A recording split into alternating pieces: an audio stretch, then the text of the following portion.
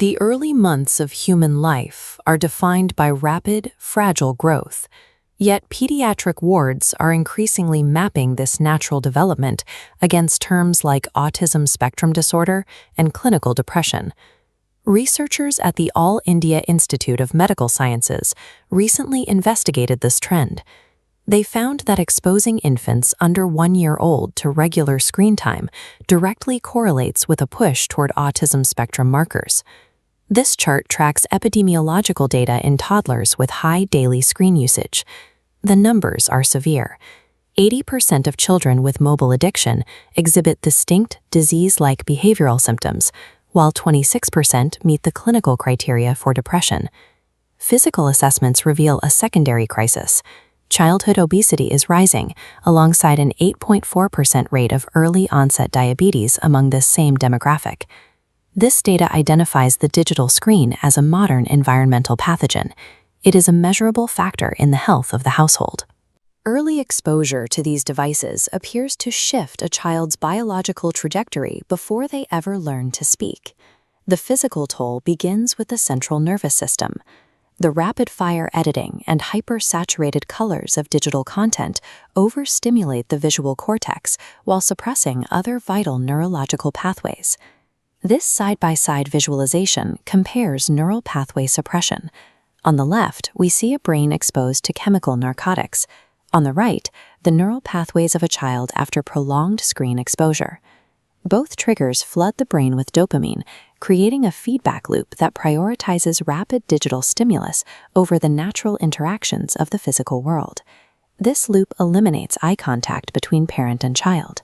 By failing to study human faces and read microexpressions, infants miss the biological building blocks required to develop empathy. Inside the home, the disruption continues even when the child isn't holding a device. Pediatricians point to the background TV effect as a hidden developmental hazard. Ambient broadcast noise interferes with an infant's ability to isolate, process, and mimic the phonetic sounds of their parents. Biological cognitive growth requires periods of silence to absorb language. Screens actively starve the developing brain of the distinct human interactions and the quiet auditory environments it requires to assemble itself correctly. The physical costs of this digital consumption dictate a child's daily behavioral routines, starting at the dinner table. Distracted eating is a documented phenomenon where a child watches a screen while eating.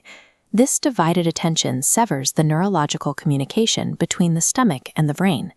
Because the brain is focused on the video, it ignores the body's satiation signals. The child fails to recognize the sensation of feeling full, resulting in poor digestion and fueling the childhood obesity data we saw earlier. By evening, the device shifts from a digestive obstacle to an environmental chemical disruptor. This line graph tracks normal deep sleep architecture. When blue light wavelengths from mobile devices enter the retina, they suppress melatonin production and flatten the sleep cycle. The child wakes physically exhausted, manifesting as irritability and behavioral collapse the next day. Using screens to manage meals or enforce bedtimes hacks a child's biological rhythms. The result is a compounding cycle of metabolic disease and chronic mental exhaustion. Halting this decline requires strict medical boundaries. For infants aged 0 to 18 months, the required baseline is absolute zero screen time.